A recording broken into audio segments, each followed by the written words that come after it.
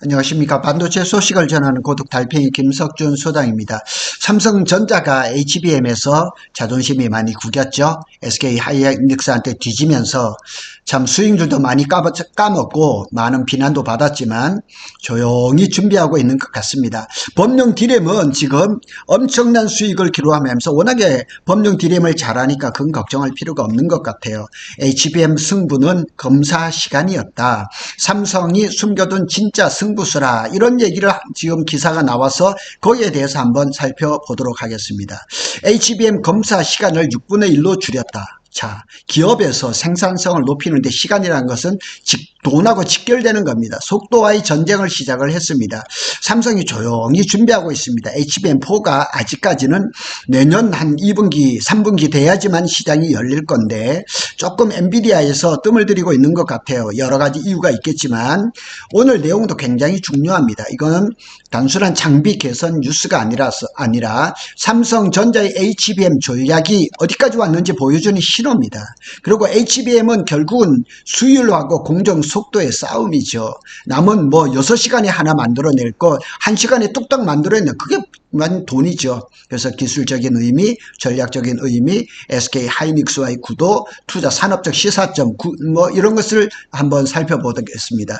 핵심 요지 한 줄을 한번 읽고 가겠습니다. 삼성은 HBM4에서 성능이 아니라 공정, 병목, 검사 시간을 먼저 깨고 있는 겁니다. 이는 수율, 램프업, 속도를 끌어올리기 위한 실전형 승부. 그래서 이걸 HBM4를 하나를 만드는데 지금 검사를 하는데 6시간 걸릴 거를 1시간으로 줄였다는 얘기죠. 기술적으로 뭐가 달라졌을까요? 문제의 본질은 뭐냐면 HBM에 숨은 병목이 있었는데 HBM은 TSV 실리콘 관통 전극이 핵심입니다.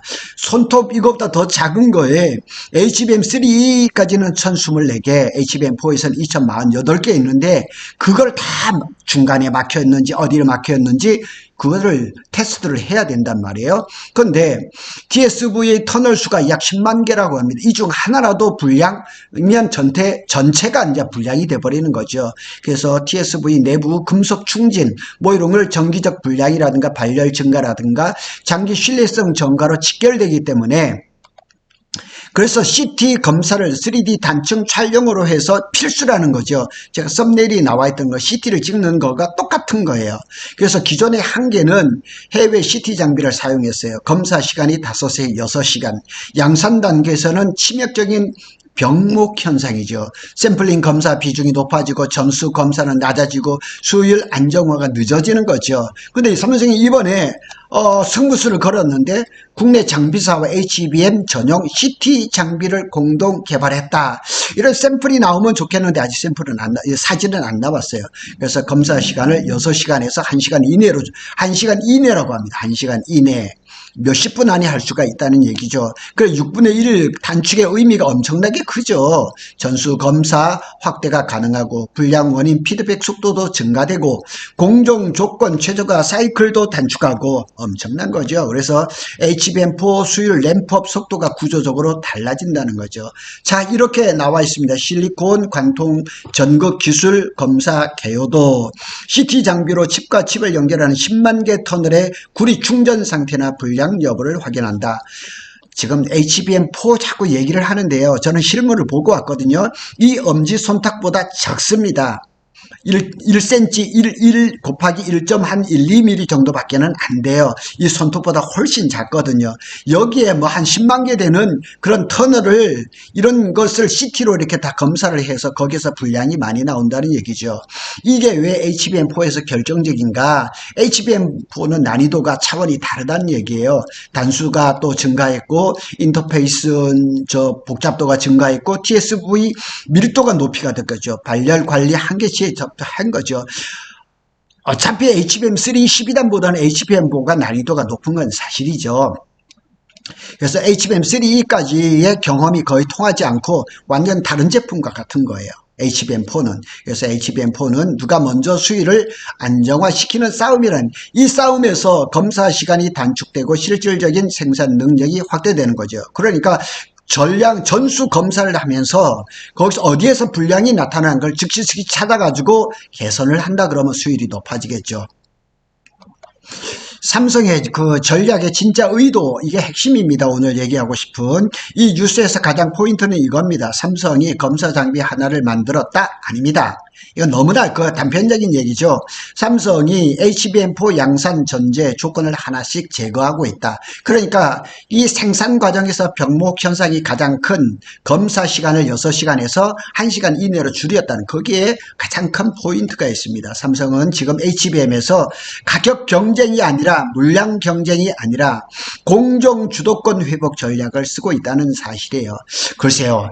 이래서 그렇은지 모르겠지만 SK 하이닉스가 HBM 뭐 이렇게 개발팀을 미국에다 만들고 뭐 이런 그 견제가 들어오는 것은 아닌가, 이렇게 또 생각해 볼 수가 있죠.